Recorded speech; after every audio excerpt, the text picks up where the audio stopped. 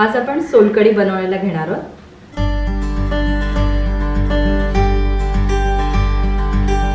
तर सोलकढीसाठी लागणारं साहित्य आहे 1 कप ओलं खोबरं, 2 मिरच्या, 5 लसूण पाकळ्या, 5 काळी मिरी आणि 15 कोकम।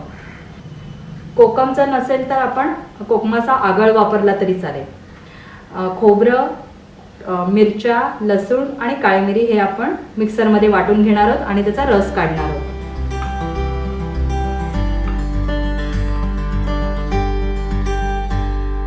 या मिरच्या आपण तोडून घेणार आहोत कारण मिक्सरला लावणार ना।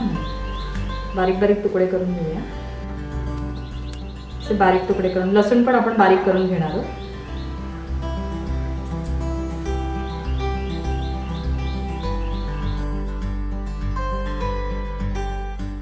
आणि काळी मिरी।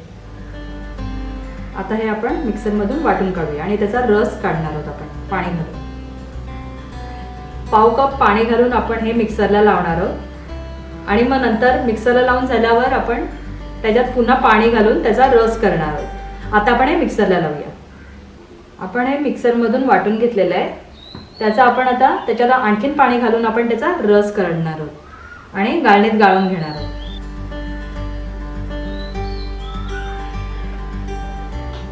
असं ढवळून घेऊया त्याचा रस काढूया।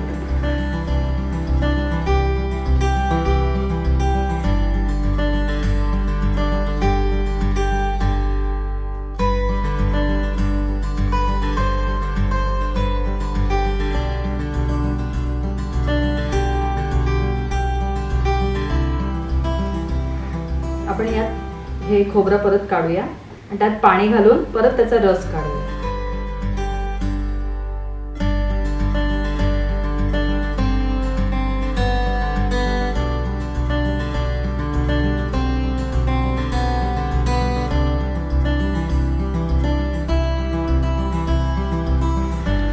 परत एकदा आपण पाणी घालून त्याचा रस काढणार आहोत त्या वाटपातला।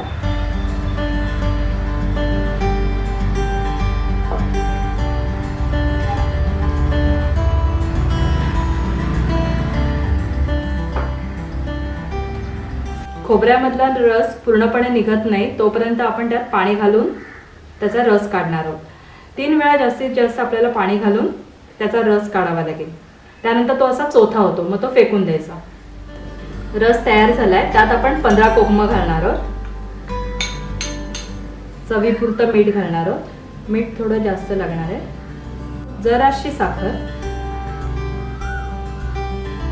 आपण कोकम घातले, आता ते अर्धा तासासाठी आपण साईडला ठेवून देऊया।